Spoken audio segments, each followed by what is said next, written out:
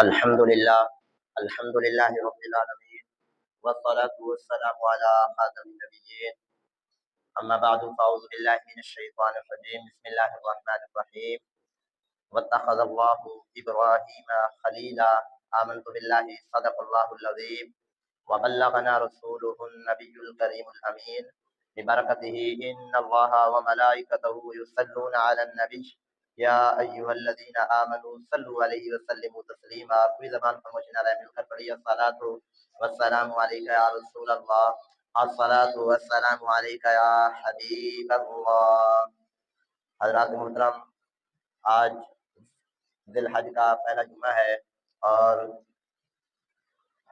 1446 ہجری کے اعتبار سے یہ آخری مہینہ ہے ذی الحج کا۔ پھر سال بھی بدلے گا، وقت بھی بدلے گا، قربانیوں کا تقاضا بھی بدلے گا۔ آج کے بیان کا ہم سب انشاءاللہ الکریم دل و جان کے ساتھ، توجہ کے ساتھ اپنے آپ کو پیش کرنے کے لیے یہاں حاضر ہیں۔ آج کے بیان کا جو عنوان ہے وہ ہے اللہ کی بارگاہ میں حضرت ابراہیم علیہ السلام کا مقام۔ حضرت ابراہیم علیہ السلام اللہ کی بارگاہ کے برگزیدہ اور اللہ کے دوست نبی ہیں۔ تمام انبیاء کا مقام مرتبہ بلند و بالا ہے، لیکن رب تعالیٰ نے قرآن پاک میں خود ہی انبیاء کے درجات بیان فرمائے ہیں۔ فرمایا تلک الرسل فضلنا بعضهم على بعض منهم من کلم اللہ ورفع بعضهم درجات۔ کسی سے رب تعالیٰ نے کلام فرمایا، کسی کو بلند فرمایا یعنی آسمانوں پہ اٹھا لیا، اور کسی کو اپنا حبیب بنایا، کسی کو اپنا خلیل بنایا۔ حضرات محترم، قربانی کرنے کے بعد، قربانی پیش کرنے کے بعد ہی رب تعالیٰ کی بارگاہ میں مقام بلند ہوتے رہے، اور قیامت تک جو بھی لوگ قربانی دیں گے رب تعالیٰ ان کا چرچا رہتی دنیا تک رکھے گا۔ دیکھیں نا، قربانی رب تعالیٰ کی بارگاہ میں کتنی مطلوب ہے، کتنی رب تعالیٰ کی بارگاہ میں قربانی کے ذریعے بندے کو مقبولیت ملتی ہے۔ حضرت سیدنا ابراہیم علیہ السلام کی پیدائش کے بعد، کم و بیش 10-12 سال کی عمر کے بعد، آپ دیکھتے ہیں ہر وقت ہی کسی نہ کسی آزمائش اور قربانی ان کو دینی پڑتی رہی۔ مثال کے طور پر جب ابھی آپ نوجوان تھے، بہت سے لوگ میلے میں جا رہے تھے، نمرود بھی اس وقت موجود تھا اور اس وقت ایک میلہ سجتا تھا۔ ان کو جب کہا گیا تو انہوں نے اپنا عذر بیان کیا اور میلے پہ نہ گئے، اور جس بت خانے میں جا کر لوگ عبادت کرتے بتوں کی، اس کو اپنا معبود سمجھتے، انہوں نے جا کر کلہاڑا اٹھایا اور وہاں جا کر جو چھوٹے چھوٹے بت تھے ان سب کو توڑ دیا، ایک ہی بت رہنے دیا۔ جب واپس آئے وہ لوگ پوچھا کہ یہ بت کس نے توڑے ہیں، تو کسی کو جب واضح سراغ نہ ملا تو کچھ چہم گیاں ہونے شروع ہو گئی کہ ایک نوجوان ہے، ابراہیم نام ہے، وہ میلے پہ نہیں گیا، انہی سے پوچھو کہ ہو سکتا ہے انہوں نے توڑا ہو۔ جب حضرت ابراہیم علیہ السلام کے پاس وہ لوگ آئے، پوچھا تو آپ نے کیا فرمایا؟ فرمایا کہ وہاں کوئی نشانی بھی ہے یا نہیں ہے؟ کہا ہاں، ہمارے بتوں کو، ہمارے معبودوں کی جو ہے وہ تہس نہس کر دی گئی، ان کے ہاتھ پاؤں توڑ دیے گئے۔ فرمایا کہ پھر انہوں نے اپنے آپ کو بچایا کیوں نہیں ہے؟ وہ تو بت تھے، وہ تو تمہارے معبود تھے، تمہارے گمان کے مطابق تو وہ تمہاری مدد کرتے تھے، تو انہوں نے اپنی مدد کیوں نہ کی؟ کہا وہ مدد کیسے کرتے، وہ تو بے جان ہے، وہ تو ہل جل نہیں سکتے، حرکت نہیں کر سکتے۔ فرمایا پھر ایسوں کو تم نے معبود کیسے بنا لیا، ایسوں کو تم نے رب کیسے مان لیا؟ اور پھر حضرت ابراہیم علیہ السلام نے بڑے کمال کی ایک وہاں پہ جو ہے وہ یوں کہہ سکتے ہیں کہ آپ نے وہاں اپنے حاضر دماغی سے بڑے بت کو چھوڑ دیا، کلہاڑا اسی کے کندھے پہ رکھ دیا۔ فرمایا جو دیکھو بڑے بت کے اوپر کلہاڑا موجود ہے، اسی سے پوچھ لو تمہارے بتوں کو کس نے پاش کیا ہے۔ تو پتہ یہ چلا کہ جتنے بھی انبیاء کرام ہیں وہ بتوں کو توڑنے کے لیے آئے، اور باطل جو رسمیں ہیں، باطل باتیں ہیں، ان کو ختم کرنے کے لیے آئے۔ حضرت ابراہیم علیہ السلام نے اپنی نوجوانی سے ہی عملی جہاد شروع کر دیا۔ تو آج ہمیں بھی اس بات کی ضرورت ہے، جہاں کہیں برائی دیکھیں، بدی دیکھیں، گناہ دیکھیں، ہم اپنے ہاتھ کے ذریعے اگر اس کو روک سکتے ہیں تو اپنے ہاتھ کے ذریعے اس گناہ کو روکیں۔ اگر زبان کے ذریعے ہم گناہ کو روک سکتے ہیں تو گناہ کے ذریعے، گناہ کو جو ہے وہ زبان کے ذریعے روکیں، ورنہ آخری درجہ یہ ہے کہ ہم اس گناہ کو دل سے برا جانیں۔ انشاءاللہ الکریم برائیاں اپنے آپ ختم ہوتی چلی جائیں گی۔ حضرت ابراہیم علیہ السلام یہ اللہ کی بارگاہ میں مقبول ہوتے چلے گئے، حتیٰ کہ پھر ایک وقت ایسا آیا کہ حضرت ابراہیم علیہ السلام اللہ کی بارگاہ میں جو دعا مانگتے رب تعالیٰ ان کی دعا قبول فرما دیتا۔ ایک بار آپ علیہ السلام دریا کے کنارے جا رہے تھے، دریا کے کنارے جاتے جاتے دیکھا کہ ایک مچھلی ہے، بلکہ ایک لاش ہے، اس لاش کو، اس میت کو دریا کے جو جانور ہیں، مچھلیاں ہیں اور دوسرے جانور ہیں، وہ کھا رہے ہیں، نوچ رہے ہیں۔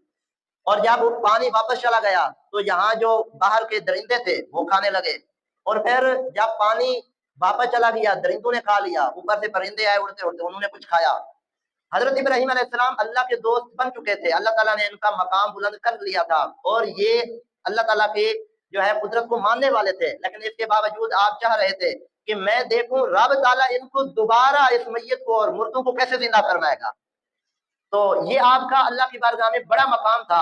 آپ نے اللہ کی بارگاہ میں عرض کی، یا رب میں اس بات کو مانتا ہوں اور میں یقین رکھتا ہوں کہ تو ہمیں دوبارہ اٹھائے گا، ہم اٹھائے جائیں گے قیامت والے دن، لیکن میں اپنی آنکھوں سے دیکھنا چاہتا ہوں تاکہ مجھے اور یقین ہو جائے اور عین الیقین ہو جائے۔ میں اپنا مشاہدہ کرنا چاہتا ہوں کہ تم ان مردوں کو کیسے زندہ کرے گا۔ حضرات محترم، تو اللہ تبارک و تعالیٰ نے ان کی دعا قبول فرما دی۔ اب اسی دورانیے میں ایک اور بات بھی سماعت کیجیے۔ حضرت ابراہیم علیہ السلام کو رب تعالیٰ نے اپنا خلیل بنایا۔ علماء نے لکھا کہ جب خلیل بنایا تو تب یہ واقعہ پیش آیا۔ حضرت جبرائیل علیہ السلام جب آپ کے پاس آئے، پیغام لے کر آئے اور کہا کہ رب تعالیٰ آپ کو اپنا دوست بناتا ہے، آپ کو اپنا خلیل بناتا ہے، آپ کو اپنا جو ہے ایسا دوست بناتا ہے کہ رب تعالیٰ آپ کی دعائیں قبول کر لے گا۔ تو حضرت ابراہیم علیہ السلام نے حضرت جبرائیل علیہ السلام سے فرمایا کہ اگر ایسی بات ہے تو پھر کیا میری دعائیں قبول ہوں گی؟ تو یہ دعا بھی قبول ہو جائے گی۔ اللہ اکبر۔ حضرت ابراہیم علیہ السلام کو رب تعالیٰ نے جبرائیل علیہ السلام کے ذریعے فرمایا، کیا تمہیں اس بات کا یقین نہیں؟ عرض کی، یا رب یقین تو ہے، میں عین الیقین حاصل کرنا چاہتا ہوں، میں اپنی آنکھوں سے مشاہدہ کرنا چاہتا ہوں۔ یہ لاڈ، یہ ناز، یہ نبیوں کو ہی چھپتے ہیں، اچھے لگتے ہیں، وہ بصیرت والے ہیں، وہ معجزات والے ہیں، وہ رب تعالیٰ کے دوست ہیں، وہ کہیں کلیم ہیں، کہیں خلیل ہیں، کہیں حبیب ہیں۔ اللہ اکبر۔ حضرت ابراہیم علیہ السلام کو رب تعالیٰ نے حکم دیا کہ آپ ایسا کریں، ثم ادعوہن یاتینک سعیا، آپ ایک کام کریں، 4 پرندے لیں، 4 پرندے لینے کے بعد آپ ان کو ذبح کریں، ان کے پر علیحدہ کر دیں، ان کے سر علیحدہ کر دیں اور ان کے دھڑ علیحدہ کر دیں، ان کو قیمہ قیمہ کر کے آپ مختلف جگہوں پہ ان کو رکھ دیجئے۔ اور وہ 4 پرندے کون سے ہیں؟ مور، مرغ، کبوتر اور کوا۔ ان کو جا کر آپ ذبح کریں اور ان کا قیمہ قیمہ کر کے مختلف جگہوں پہ رکھ دیں، اور پھر ان کو اپنے انداز سے بلائیے، یہ دوڑتے ہوئے تمہاری طرف آ جائیں گے۔ سبحان اللہ۔ آج ہم کہتے ہیں نا کہ ہم مرنے کے بعد اٹھائے جائیں گے، تو یہ قرآنی واقعہ ہے، 3 پارہ، اس کا 2 رکوع، اس کی آخری جو آیت ہے وَإِذْ قَالَ إِبْرَاهِيمُ سے یہاں سے جو آیت شروع ہو رہی ہے، یہ پوری آیت اسی معجزے کو ذکر کر رہی ہے۔ یہ پوری آیت قرآن میں اللہ تعالیٰ کی قدرت کو یاد کر رہی ہے، یاد کروا رہی ہے کہ اے مسلمانوں، تم دنیا کے اندر دنیا کے ہو کے نہ رہ جاؤ، تم اس چیونٹی جیسے نہ بن جاؤ جو چیونٹی سفر میں جا رہی تھی اور راستے میں دیکھا شہد گرا ہوا تھا، اس نے سوچا تھوڑا سا شہد تو پی لوں، اور وہ رکی، شہد پیا، شہد بڑا لذیذ تھا، میٹھا تھا، ذائقے دار تھا، اور اس نے جاتے جاتے پھر دوبارہ پلٹا کھایا اور اس نے کہا اور پی لوں، پھر جاتے جاتے دوبارہ پلٹا کھایا، حتیٰ کہ اس نے شہد اتنی پی لیا کہ وہ زیادہ سیراب ہو چکی تھی، چلنے کے قابل نہ ہوئی۔ اس نے ایک پلٹا کھایا، شہد کے اندر وہ ڈوب گئی اور اس کے جو پر تھے، اس کی جو ٹانگیں تھیں، وہ شہد میں لت پت ہو گئی۔ اب اس چیونٹی کی، اس کیڑی کی موت اسی شہد کے اندر ہو گئی۔ فرمایا اے مسلمانوں، تمہیں کیا ہو گیا؟ تم اس کیڑی جیسے ہو گئے ہو، تم اس چیونٹی جیسے ہو گئے ہو، تمہیں رب تعالیٰ نے اپنی عبادت کے لیے پیدا کیا تھا۔ وَمَا خَلَقْتُ الْجِنَّ وَالْإِنسَ إِلَّا لِيَعْبُدُونِ، رب تعالیٰ نے تمہیں اپنی عبادت کے لیے، جنوں اور انسانوں کو رب نے فقط اپنی عبادت کے لیے پیدا کیا، اور تم نے کیا کیا؟ اس کیڑی اور اس چیونٹی جیسا انداز اختیار کیا، رب کی بارگاہ میں حاضری کو بھول گئے ہو، دوبارہ اٹھائے جانے کو بھول گئے ہو، حالانکہ تم اس پر یقین رکھتے ہو، حالانکہ تمہارا اسلام اور ایمان آخرت میں اٹھائے جانے کے بغیر مکمل نہیں ہے۔ تم مسلمان نہیں ہو سکتے جب تک یہ عقیدہ نہ رکھو کہ والبعث بعد الموت، موت کے بعد تمہیں دوبارہ اٹھایا جانا ہے۔ جب تمہارا یہ عقیدہ بھی ہے تو تم کیڑی جیسے عمل کرتے ہو، دنیا میں تمہیں تھوڑی سی لذت مل جائے، دنیا میں تھوڑی سی شہرت مل جائے، دنیا میں تھوڑا بینک بیلنس آ جائے، اور تم کیا کرتے ہو؟ اسی بینک بیلنس کے نشے میں دھت ہو کر اور بینک بیلنس کے نشے میں مبتلا ہو کر تم لوگوں کی عزتیں لتاڑتے ہو، تم لوگوں کی عزتیں اچھالتے ہو، تم لوگوں کے حق پہ ڈاکہ ڈالتے ہو۔ فرمایا نہ ایسا نہیں کرنا۔ پھر کیڑی میں تم میں کیا فرق رہے گا؟ کیڑی بھی اپنے مقصد کو بھول گئی، سفر کو بھول گئی، منزل مقصود میں جانے کو بھول گئی، اور تم بھی ویسا کام کرو۔ دنیا میں تم آئے تھے فقط اللہ کو راضی کرنے کے لیے، دنیا میں رب تعالیٰ نے تمہیں نعمتیں دی تھی صرف ظاہری دنیا کو برتنے کے لیے اور آخرت کی تیاری کے لیے۔ دنیا تو ہے ہی آخرت کی کھیتی، تمہیں کیا ہو گیا؟ تم دنیا سے ہو کے رہ گئے ہیں۔ تو یہ پیغام تھا، اس آیت کے اندر میں پیغام دے رہا ہوں آپ کو کہ دنیا کے ہو کے نہیں رہ جانا، तुम ने भी हम ने भी आखिर चले जाना है। हमारे ये बच्चे जानते हैं, हमारे पास एक बच्चा पढ़ता है मोहम्मद बहराम 15-16 साल भाई है उनका। आज रात को वो सोया बस दुनिया से चल बसा, 3 बजे उनके गांव में जनाजा होगा है?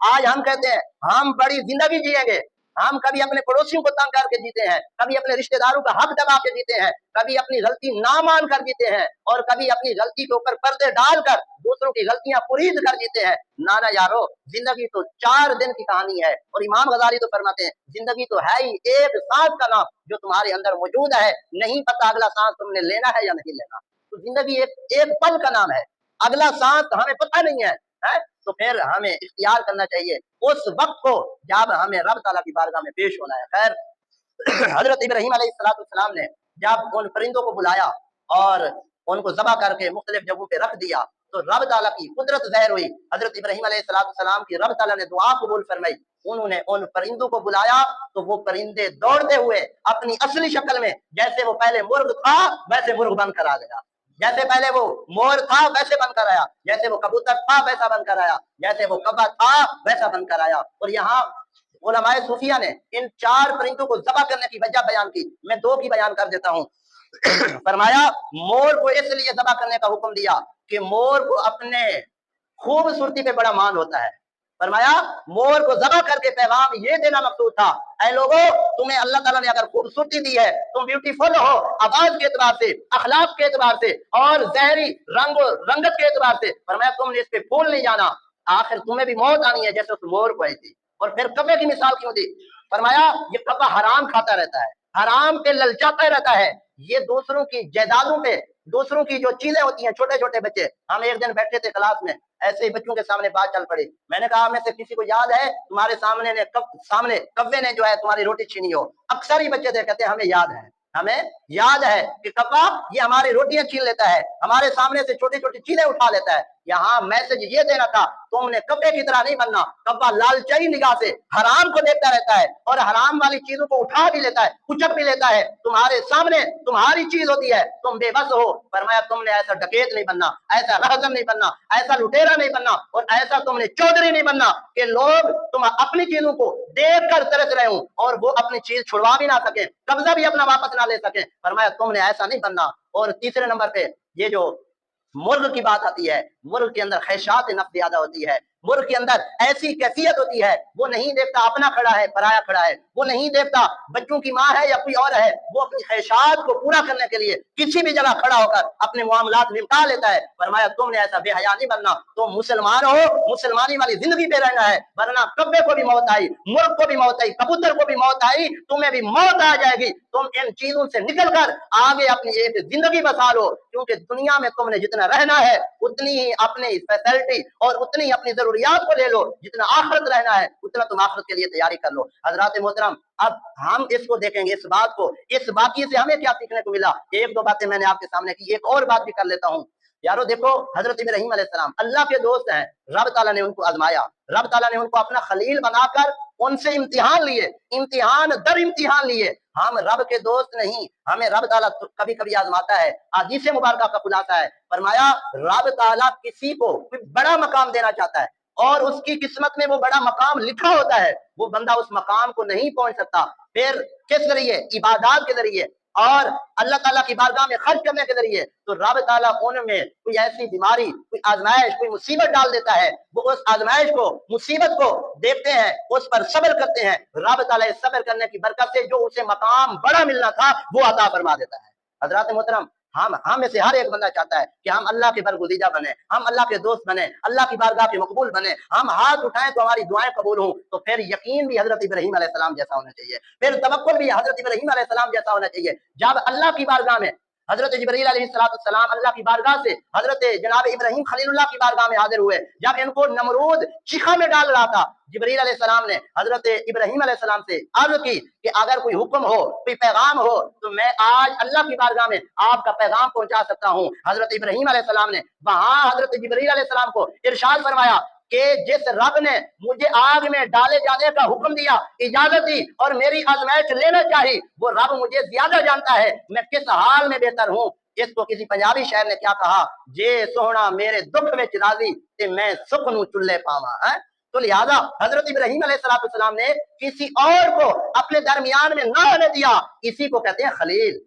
کسی اور کی محبت اللہ اور بندے کے درمیان نہ ہو، صرف اللہ کی محبت ہو یا پھر اللہ کی تجلیات سے اس کے ملنے کا ایک ارادہ ہو، تو فرمایا یہ ایسی محبت ہوتی ہے جو بندے کو رب کا خلیل، رب کا دوست بنا دیتی ہے۔ تو آج ہم دیکھیں گے ہماری رب تعالیٰ سے دوستی ہے یا نہیں ہے۔ اس خلیل والی کیفیت کو دیکھیں، خلیل کہتے ہیں اس کو کہ جس کے درمیان کوئی تیسرا نہ ہو، تیسرا نہ ہو۔ ہمارے درمیان کیا ہے؟ اولاد ہے، وما اموالکم ولا اولادکم ولا اولادکم وما اولادکم فتنہ، کہ تمہاری اولاد اور تمہارے اموال کیا ہے؟ فتنہ ہے۔ اور پھر ہمارے درمیان کون کون آ سکتا ہے آپ سب بخوبی جانتے ہیں۔ مطلب ہم کبھی نماز کی طرف آئیں گے، کپڑے ناپاک ہیں، کون آیا؟ چھوٹے بچے۔ کون آیا؟ ہمارا نفس، جو ہمیں نفس ہمارا برائی کی طرف لگاتا ہے۔ اور کبھی جناب اللہ کی راہ میں خرچ کرنے کا موقع آیا، کس نے روکا؟ گھر والوں نے، بیوی بچوں نے۔ او بھائی 50,000 کا بکرا لے رہے ہو، 20,000 کا بھی تو ہو سکتا ہے، چلو بھائی 20,000 کا لے لیتے ہیں۔ نہیں 20,000 کا بھی نہیں لینا، آگے پھر اور بھی معاملات ہیں۔ کس نے روکا؟ نفس نے روک لیا۔ تو ہمارا نفس اولین دشمن ہے۔ اور اگر کہیں سلو صفائی کا معاملہ ہوا، رشتہ داروں میں، دوستوں میں لڑائی ہو گئی، کسی نے اچھا مشورہ دے دیا جناب سلو کر لیں، آخر مرنا ہے، تم نے دنیا میں تھوڑی رہنا ہے، آخر مرنا ہے، آج سلو کر لو، کسی کو معاف کر دو، رب بھی معاف کر دے گا۔ تو اس وقت بھی نفس آڑے گا، نہیں یار میں جھکوں، میرے لیے یہ مناسب نہیں ہے، میری تو کوئی غلطی نہیں ہے، یہ معصوم عن الخطا ہے، جیسے اس سے غلطی ہوتی نہیں ہے۔ یاد رکھ لیں جو لوگ اپنے لیے وکیل بنتے ہیں، دوسروں کے لیے جج بنتے ہیں، وہ دنیا میں بھی آخرت میں بھی اپنی غلطیوں کو جب دیکھتے ہیں بعد میں تو شرمندہ ہوتے ہیں، لیکن ان غلطیوں کا اب ازالہ نہیں ہو سکتا۔ لہذا اپنی غلطیاں بندہ خود زیادہ جانتا ہے، اللہ کی بارگاہ میں توبہ کرتے رہیں، اللہ کی بارگاہ میں اپنے آپ کو اگر آپ مقبول کرانا چاہتے ہیں، یقیناً رب تعالیٰ ہمیں بہت سے راستے عطا فرماتا ہے۔ ان میں ایک راستہ یہ بھی ہے کہ ہمیں رب جہاں دیکھنا چاہتا ہے ہم وہاں نظر آئیں، اور جہاں ہمارا رب رسول نہیں دیکھنا چاہتا ہم وہاں نظر نہ آئیں۔ اللہ پاک عمل خیر کی توفیق عطا فرمائے، آمین بجاہ نبی الامین۔